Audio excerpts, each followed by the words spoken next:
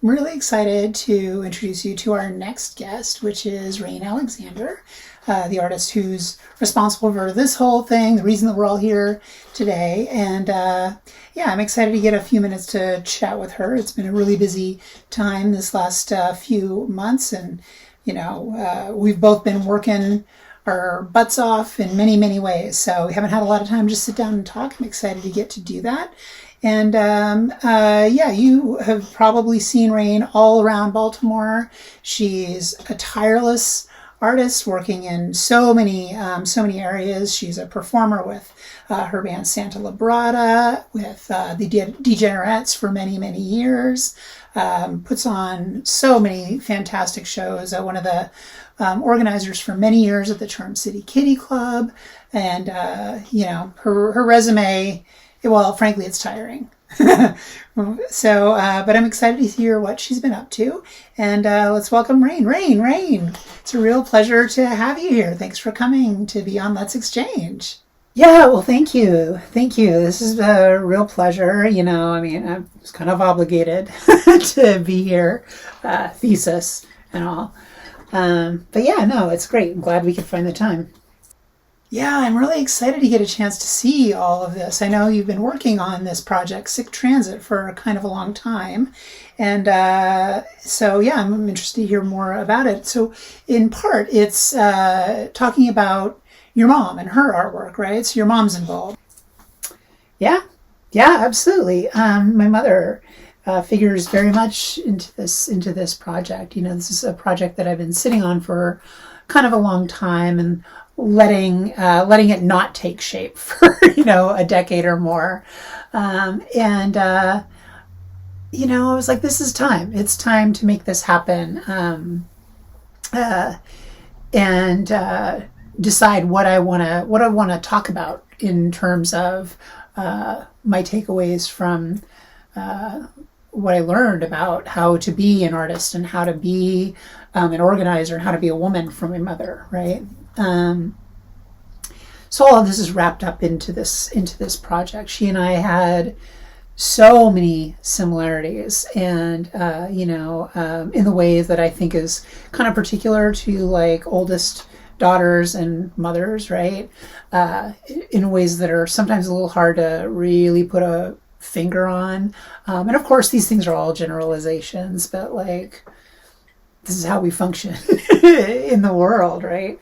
And the thing is, she was an artist. Like when I got the idea to start making this happen soon after her funeral in about 2007, I started thinking, well, the ways that she figured out how to navigate the world when she couldn't drive, and I haven't driven for most of my adult life. So you kind of have to think about the world in a very different way than if you just hop in a car and go, right? The ways that we navigated just the medical system and like these sometimes experimental treatments that were given to us.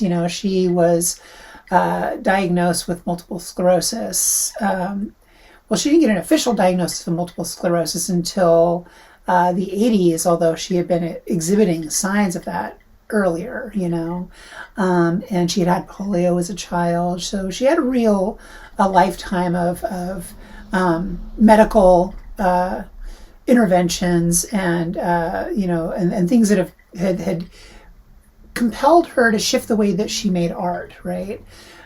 Because she was a multidisciplinary artist, right? She was a painter, and she drew, and she made crafty things, and she baked, and she reupholstered furniture. And she just, she wasn't really daunted by not knowing how to do something, and she would self-train. And I mean, like, yeah, of course I absorbed all that kind of that way of being, right?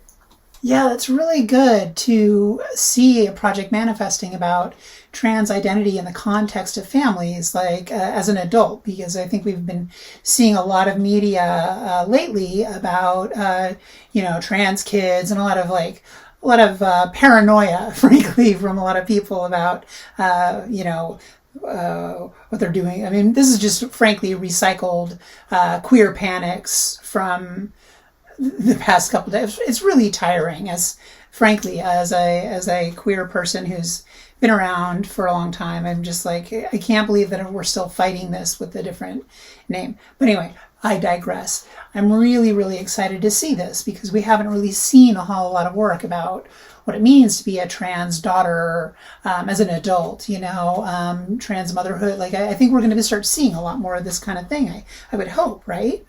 But your relationship wasn't all like smooth sailing. It was a little rocky, you and your mom, right? Yeah, we did have like I said, like a first daughter, mother kind of relationship. I mean, even though I didn't come out as a trans woman until my early adulthood. I didn't really come out to my mother about that until a few years even after I had been living publicly as a woman in the world.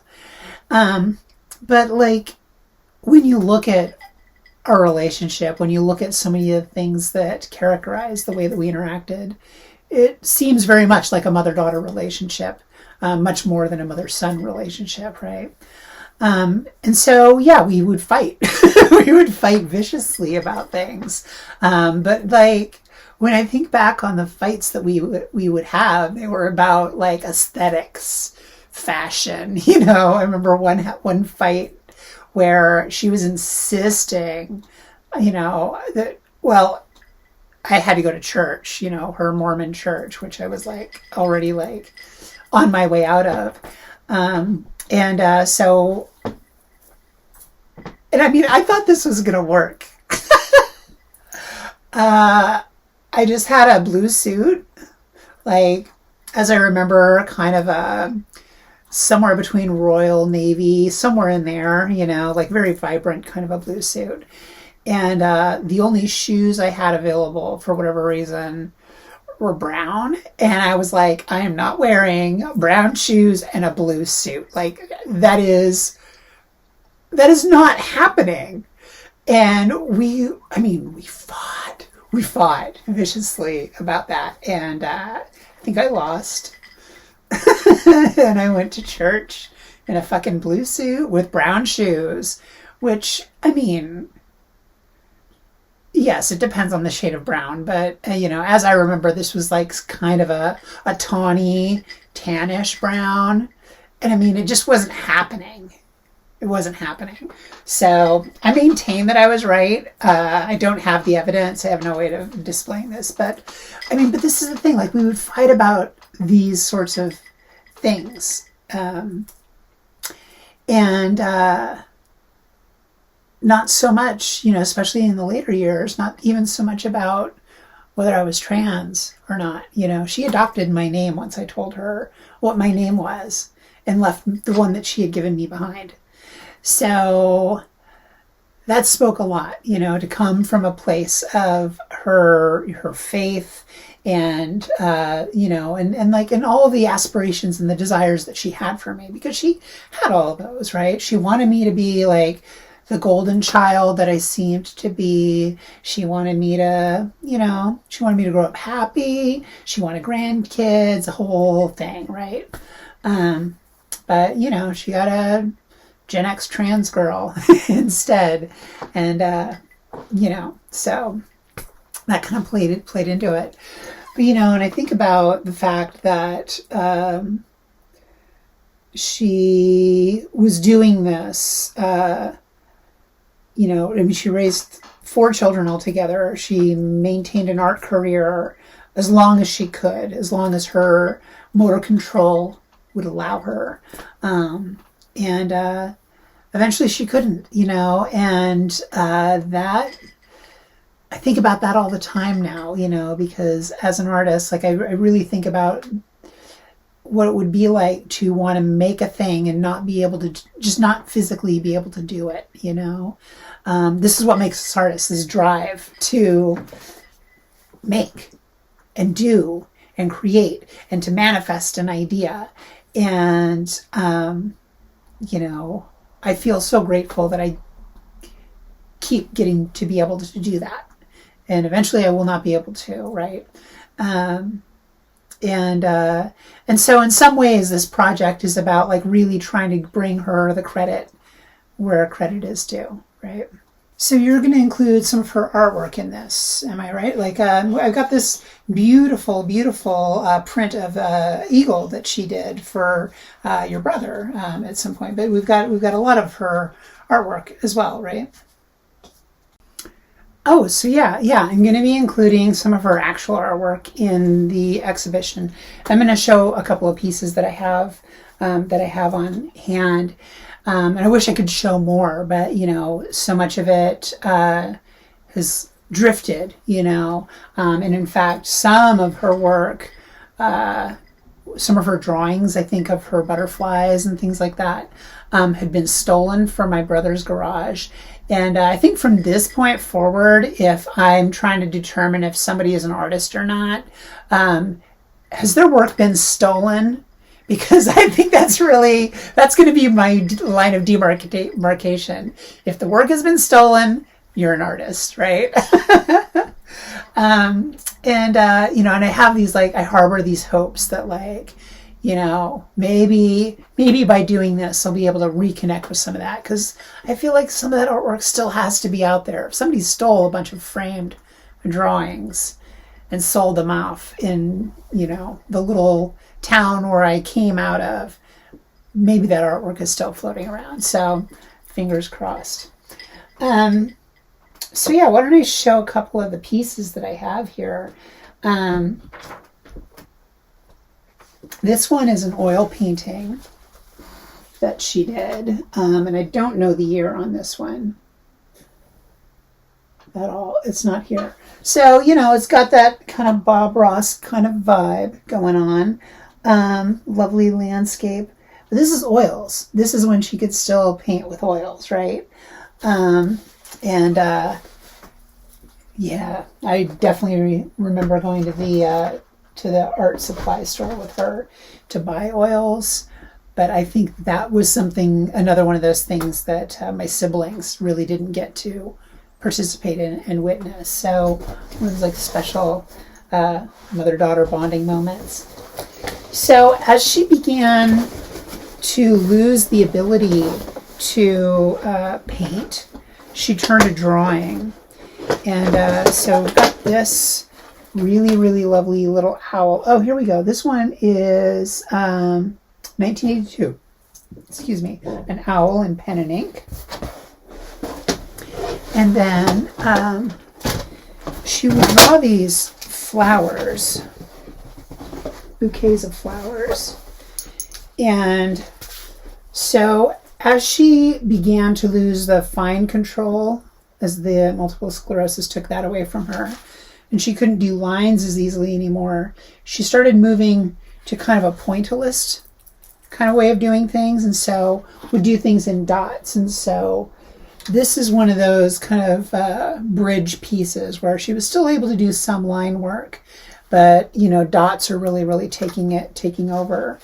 And so she drew in pen and ink for a really long time through the 80s, and making these lovely images of butterflies and birds and flowers. And I feel really lucky that I've got a few of these pieces left of hers. And so yeah, I'm going to include these in the show. Yeah, it's lovely, lovely work. I hope that maybe this will help locate some of that missing work. That would be fantastic, repatriate artwork to its original owners, especially when it's been absconded with. That's my controversial opinion of the day. I've gone down to see the gallery, and I hope that people get to go and take a look at what you've done, because you've recreated this studio where we're filming this whole show. Had to shift from doing a traditional talk show kind of set into what was really what you were presenting the show in. So I think that you've done a really fantastic job of really putting putting this artwork in dialogue, your artwork with your mother's artwork. Hopefully people get to see that. I know there'll be some on the web, some images that you'll be able to check on the web, but it's not quite like being there in person, right? Yeah, so this artwork will be part of the set, that gets installed with the show, so you'll be able to see it there. And, this has just been such a bonkers time, and maybe even fortuitous, because in my original idea for this show, as you know, this was just supposed to be a live show, and, I'm not sure how I would have wanted to incorporate all of my mother's artwork into the set design for that, because there would have, I'm sure, would have been a little bit of a tension between that, the professional set that I was envisioning creating, and the inclusion of her artwork. It would have maybe sent different messages, but circumstances being what they are, my set is my home studio, and so this is what gets to be recreated for the show, because this is the way the show is actually going to be presented. Everything that's filmed from here, all my interviews, all the performances, they're from this domestic space, this quarantine space that I've been in for a fucking year, as we have all been. And, it's a real challenge. You must have had a really great time talking to people, breaking out of your shell a little bit.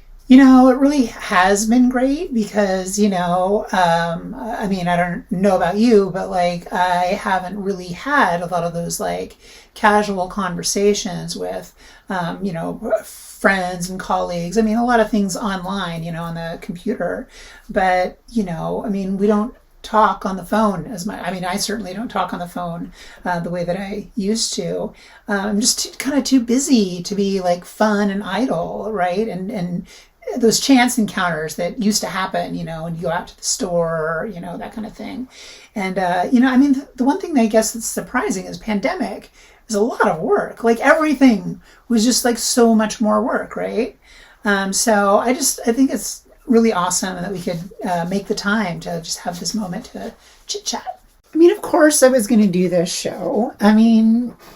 For one thing, I couldn't trust anybody else to ask me the right questions. How do I know you're going to ask me the right questions? Because these are the questions. You can pick any of these that you like, but these are the questions you're going to ask me. See how easy that is? Oh, I see how okay.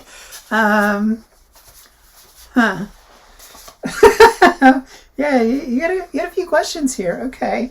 Let's see. I can pick any ones that I want. Let's see. How's this one? Are you for real? At first I thought this said, "Are you real?" Are you for real? But I thought, "Are you real?" What? I'm not sure what that means. But tell me, are you real? Am I real? Well, yeah, that's up for debate. I know that now these days everybody thinks they're in a simulation. But I don't know, I'm improbable. Let's just say that. I'm improbable.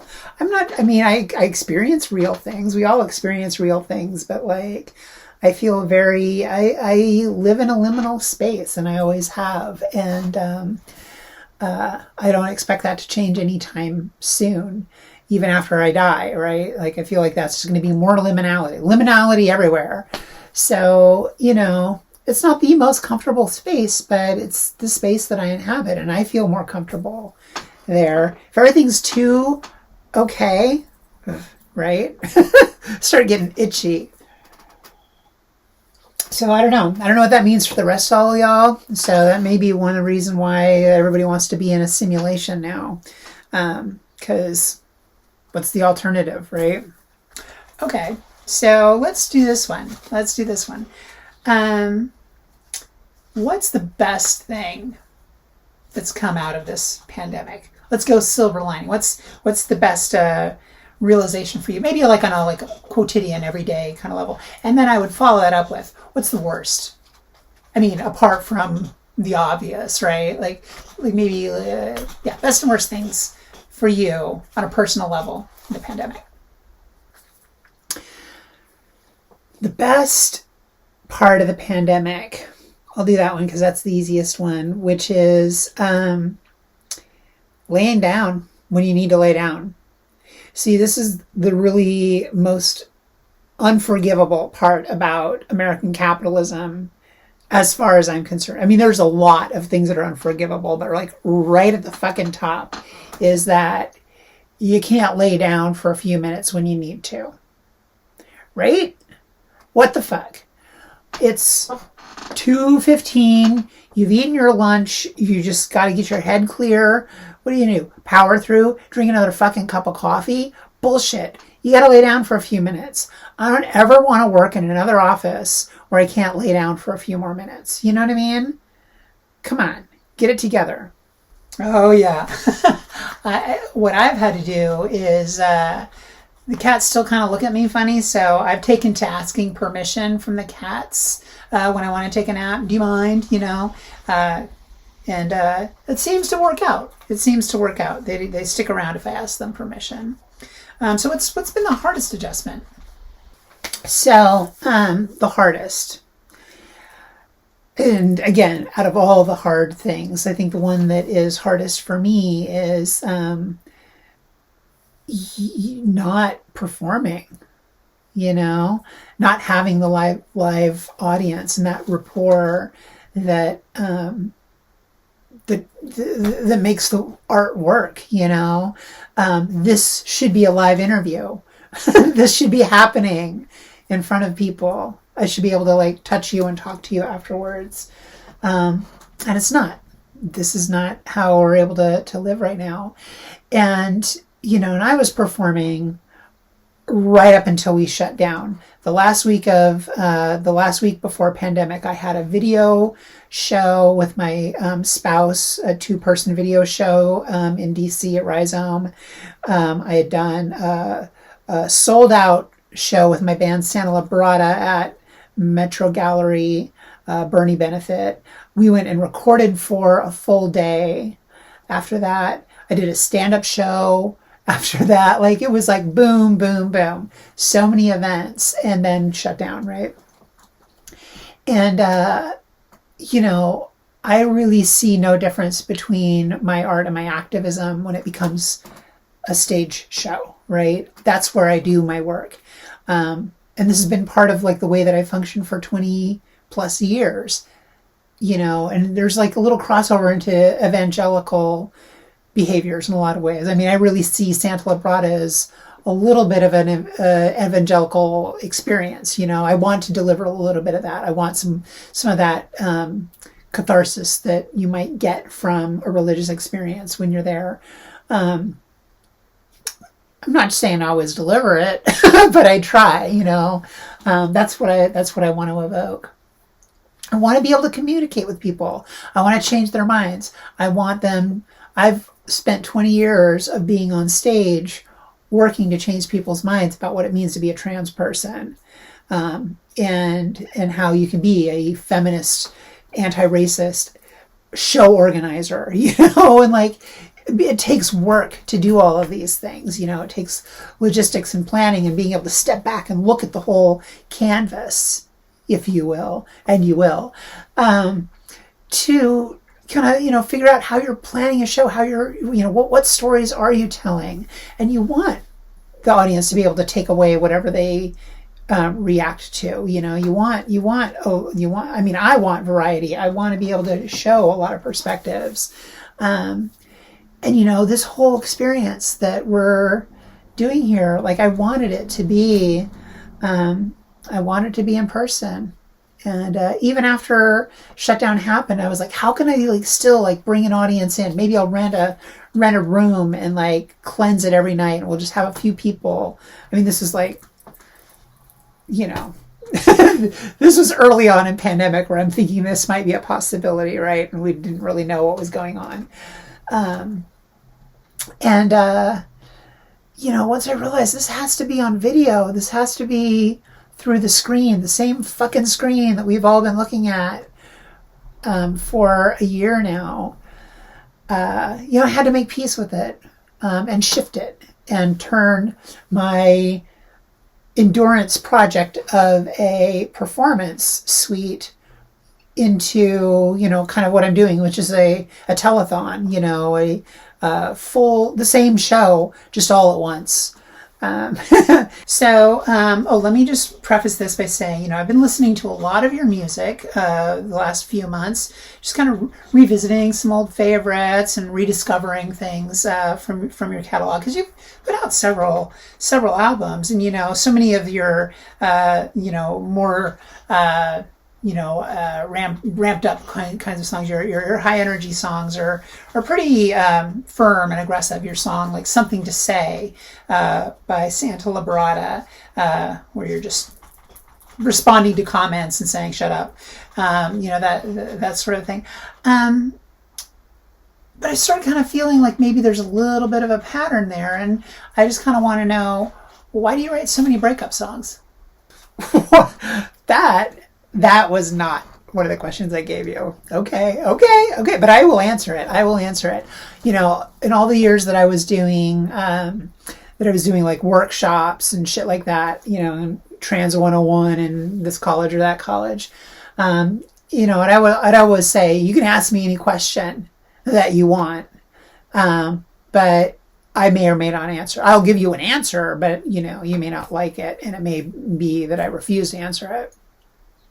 And, I think that policy is a great one to keep around. To answer your question, why do I write so many breakup songs? Well, write what you know. And if there's one thing I know, it's giving people the fucking finger when they need it, Well, okay, on that note, maybe it's time for us to wrap this up, because we got a lot of guests to get to. And, thank you so much for your time. Well, thank you. This has been so much fun. I've really enjoyed it. You're the best. And I know you've got a lot of cool people to talk to still. Got to keep it rolling. And I'm excited to hear what everybody has to say, see some of the work that they're going to share. And I've got some things to prepare for as well. I've got to do a costume change for the next performance coming up.